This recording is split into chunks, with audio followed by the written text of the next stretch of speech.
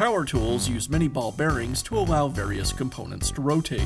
Over time, a ball bearing will wear and begin to fail. A bearing that is failing will usually give warning, often with a squeaking or squealing sound.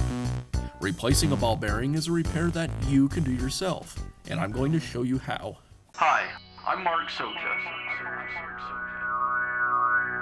Do-it-yourself repairs like these are easier than you might think. From lawn machines to cordless drills, kitchen mixers, Outdoor grills. our how-to videos walk you through each repair from start to finish. So doing it yourself means never having to do it alone. Let's get started. I'll begin by removing the chip deflector and the screw that secures the guard linkage.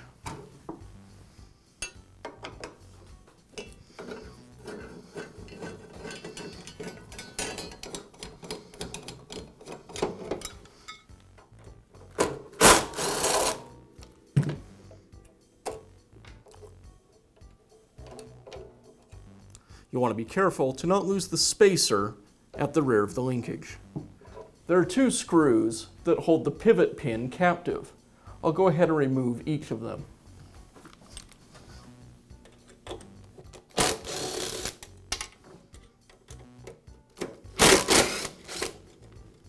Now I need to separate the upper half of the column from the lower half, and I do that by removing the pivot pin. The return spring is applying upward tension on this half of the saw. So when I remove the pin, the spring will tend to push the upper half of the saw towards me. You might want to have a helper for this part. It'll make it a little bit easier. I'll use a punch to tap the pivot pin out of the saw.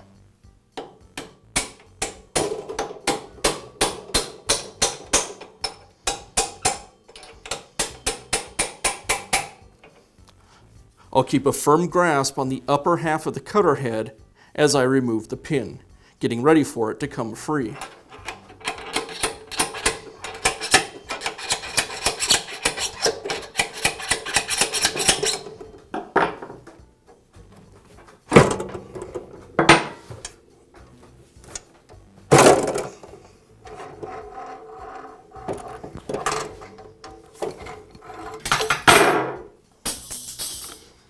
I'll use a socket and a socket extension to remove the pivot bearing.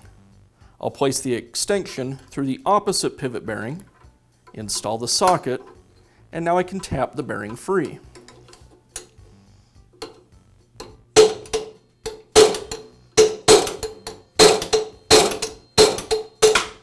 Now I can install the new bearing.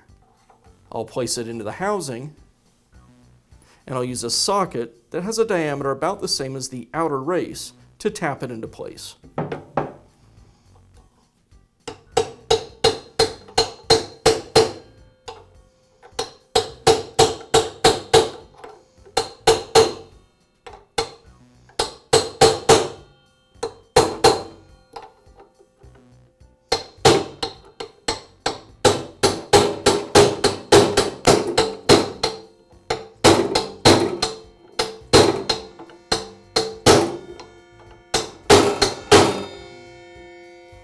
Now I can reassemble the two halves of the saw.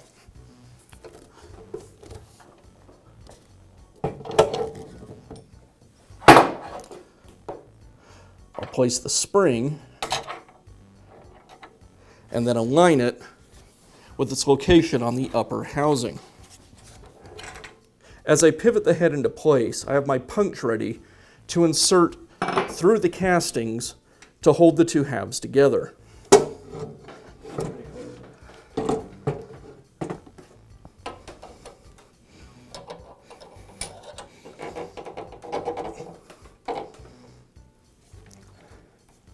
With the punch holding one half in place, now I can insert the pivot pin into the other half.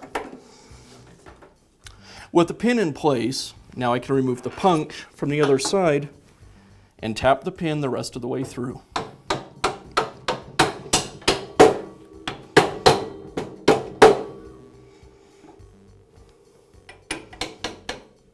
Now reinstall the pin retaining screws.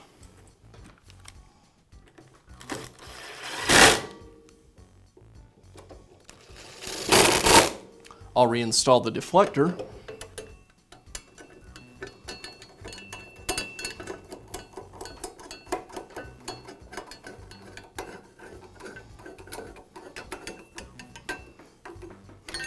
And I'll finish up by reinstalling the guard linkage. First the spacer, then the linkage, and I secure it with the washer and screw.